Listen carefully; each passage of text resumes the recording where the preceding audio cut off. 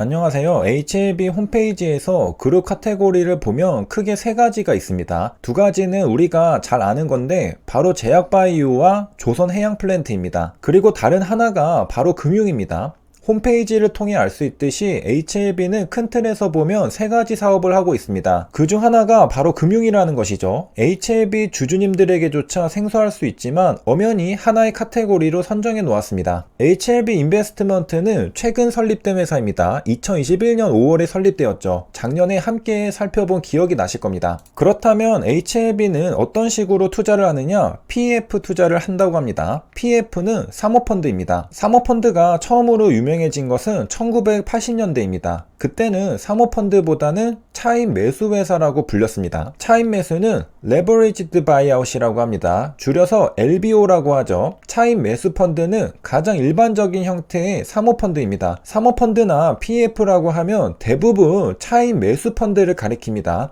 차입 매수는 회사를 살 때 은행에서 빚을 내서 회사를 산 후 살 때보다 비싼 값으로 회사를 팔아서 수익을 내는 투자 형태입니다. HLB는 메자닌 투자도 합니다. 메자닌이랑 CBBW 등을 말합니다. 이 중 BW는 신주인수권 부사채라고 하는데요. 신주인수권 부사채는 사채의 발행 조건으로 사채권자에게 신주인수권을 부여하는 사채입니다. 그러니까 만약 HLB가 다른 기업의 BW를 인수하면 사채와 신주인수권 둘 다 갖게 된다는 말이죠. 사채는 사채대로 이자를 받고 신주인수권은 투자한 기업의 주가가 오르면 차익을 얻을 수 있습니다. 사채권자는 신주인수권 행사를 통해 주식의 양도 차익을 얻을 수 있다는 장점이 있고요. BW 발행회사는 이자율을 낮추어 자금 조달 비용을 절감할 수 있다는 장점이 있습니다. 사채권자, 회사 모두 윈윈하는 전략이죠. 과거 분리형 BW는 문제가 있었는데요. 예를 들어 경영진이 BW를 발행할 때 신주인수권의 행사 가격을 낮게 책정합니다.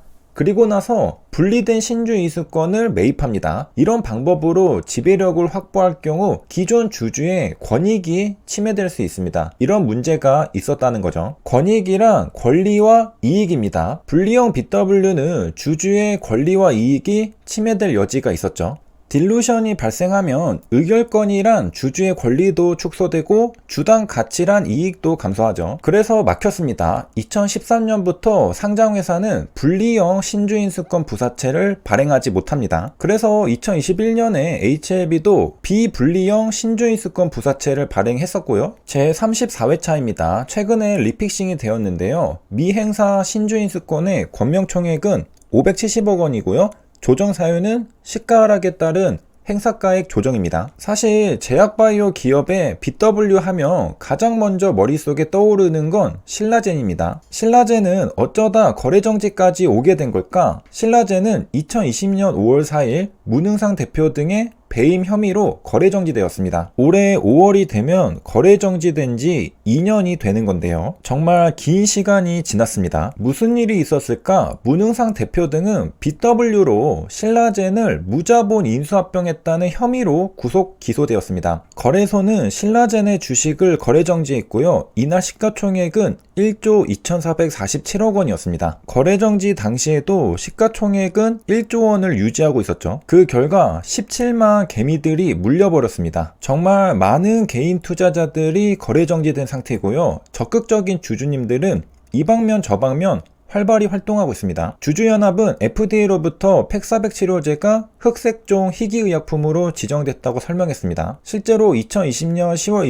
28일 팩사백은 FDA로부터 희귀의약품 지정을 받습니다. 적응증은 흑색종입니다. 하지만 시장의 신뢰를 잃은 상태에서 기사회생은 불확실성이 크죠. 물론 아직 끝난 건 아닙니다. 수많은 신라젠 주주님들이 거래 재개를 위하여 고군분투하고 있습니다. 잘 되길 진심으로 바랍니다. HLB는 메자닌 투자를 할 때도 HLB 그룹의 윤리 현장을 기본적으로 한다고 하죠. 윤리적인 투자를 하겠다는 의지의 표현인 겁니다. 물론 신라젠의 경우 개인이 신라젠이란 기업에 투자한 사례고요. HLB는 회사가 다른 기업에 투자하겠다는 것이므로 살짝 다르지만 메자닌 투자라는 점은 같습니다. 투자라는 게 아무리 선한 의도에서 시작했다 하더라도 수많은 개인 투자자들이 피해를 입는 날이 오면 머리가 아픈 상황이 발생하게 되는 것이죠. 신라제는 신라제 주주님들이 피해를 입게 되었고, HLB는 최근에 옵티머스 투자로 인해 LB 주주님들이 피해를 입게 되었습니다. 물론 아직 확정은 아닙니다. 따라서 HLB는 같은 실수를 반복하지 않기 위해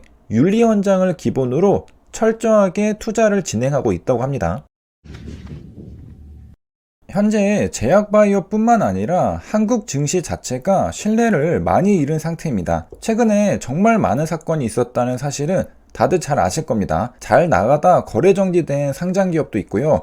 거래 정지가 풀리면 어떻게 될까? 과거 사례를 하나 살펴보겠습니다. 거래 정지되었다가 최근 거래가 다시 재개된 내추럴 엔도텍입니다. 2021년 9월 3일 내추럴 엔도텍은 상장 유지 결정이 나오게 됩니다. 기다리던 주주들은 환호성을 질렀겠죠. 다행히 상장 폐지가 아니었고 주권 매매 거래 정지도 드디어 해제됩니다. 주식 거래는 다음 거래일부터 가능합니다. 그런데 거래 정지 해제 일시는 다음 날이 아닌 3일 뒤 9월 6일입니다. 그건 주말이 껴있기 때문입니다. 토요일, 일요일을 지나 9월 6일 월요일부터 내추럴 엔도텍은 본격적으로 거래가 재개됩니다. 주가는 어땠을까? 내추럴 엔도텍은 거래 재개 후 사흘 연속 상한가를 쳤습니다. 점 상한가를 치며 미친듯이 달렸습니다. 그동안 내추럴 엔도텍은 왜 거래 정지되었을까? 4년 연속 영업 손실을 봤다고 합니다. 영업이익과 영업 손실을 합쳐서 우리는 영업 손익이라고 부릅니다. Operating Gain and Loss죠. 영업 손익이 흑자이면 영업 이익이 되고 적자이면 영업 손실이 됩니다. 내추럴 엔도텍은 4년 연속 영업 손실을 봤다고 합니다. 이 말은 4년 연속 적자였다는 소리죠. 내추럴 엔도텍은 코스닥 기업입니다. 코스닥 기업은 최근 4사업년도 연속 영업 손실을 보게 되면 관리 종목으로 지정됩니다. 관리 종목은 상장 폐지 전 단계죠. 관리 종목 지정이 된 상태로 한 번 더 영업 손실을 보게 되면 상장 적격성 실질 심사가 이루어지게 됩니다. 코스닥 시장에서 퇴출될 수 있다는 겁니다. 우리가 흔히 상장 폐지라고 부르죠. 내추럴 엔도텍은 4사업년도 연속 영업 손실을 본 관리 종목이었기 때문에 불안불안한 상태였습니다. 그리고 사업보고서를 제출할 시기가 다가오자 터질 것이 터졌습니다. 최근 5사업년도 연속 영업 손실 발생 가능성이 부각되면서 매매 거래 정지를 당하게 됩니다. 아직 사업보고서를 제출한 건 아니지만 우려가 있기 때문에 거래가 정지되었습니다. 눈여겨봐야 할 건 3월달이 아니라 2월 14일에 거래 정지되었다는 사실입니다. 관리 종목이라면 2월달에도 안심할 수 없습니다. 만약 2019년 감사보고서에서 최근 5사업년도 연속 영업 손실이 발생했다는 사실이 확인되는 경우에는 상장 적격성 실질 심사가 이루어지게 됩니다. 이후 2020년 3월 서흥은 내추럴 엔도텍 지분 19.34%를 보유하면서 최대 주주로 등극했습니다. M2N이 신라젠의 최대 주주로 등극한 것과 비슷한 흐름이죠. 세 줄 요약입니다. HLB는 PEF 투자와 메자닌 투자를 합니다. LBO는 차임 매수를 뜻합니다. 권익은 권리와 이익이라는 말입니다. 여기까지 시청해주셔서 감사합니다.